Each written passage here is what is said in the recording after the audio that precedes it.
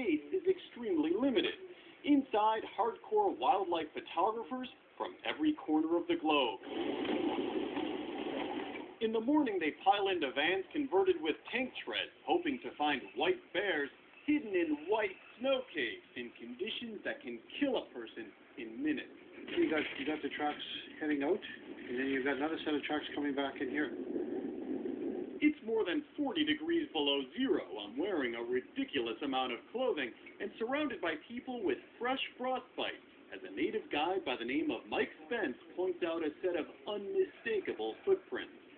We're tracking a polar bear family. More likely it's the same bear, checking out the area here. We'll scoop it out. There may be a den close by here. On our first day, we spent 8 hours staring at a hole in the snow, and then, just as a cold so painful it made my hands feel like they were being stabbed by 1,000 tiny daggers, this.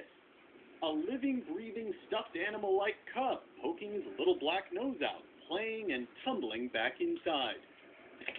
When you see them, they're like walking fluff balls, pure white, playing and climbing atop impossibly sleepy mother polar bears. If you've ever seen pictures of baby polar bears, this is almost certainly where they were taken. For these baby polar bears, this is the first time they're seeing the sky. That's right. They're emerging from the den, so she's introducing them to the world. And cubs are cubs.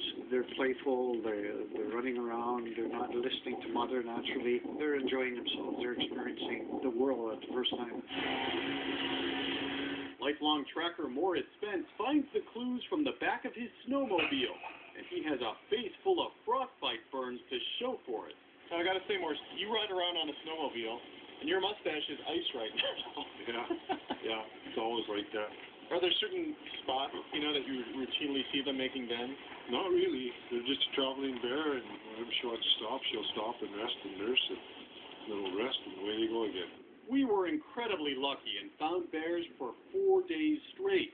They travel to this exact slice of Canada every November to bear their young deep inside snow caves, emerging just before spring to make a 40-mile walk back to Hudson Bay and the frozen water that will take them to their first solid food. Are you not just astounded by where you're standing right now? Oh, I'm amazed and one of the most privileged people on the planet to be here. This is part of my job. There's very few humans actually get to be this close to a polar bear with its cub. World Wildlife Fund polar bear researcher Pete Ewens is here to study them, and he says climate change is depleting the sea ice these bears rely on to reach the only food on their menu, seals. How are the polar bears doing around here? Well, these are the best studied bears on the planet, so the answer to that is pretty accurate, and they're in decline. Well over half of them will die in the first year, and it's that critical survival of the cubs that determines your recruitment into your population. He says our trip matches the statistics. Single cubs nearly every day, from mothers who used to routinely have 2. Our last day would be the exception. Suddenly, hours of breakdowns in the unforgiving tundra open up to yet another slumbering mother, but this time with not 1, but 3 cubs slowly waking up to play.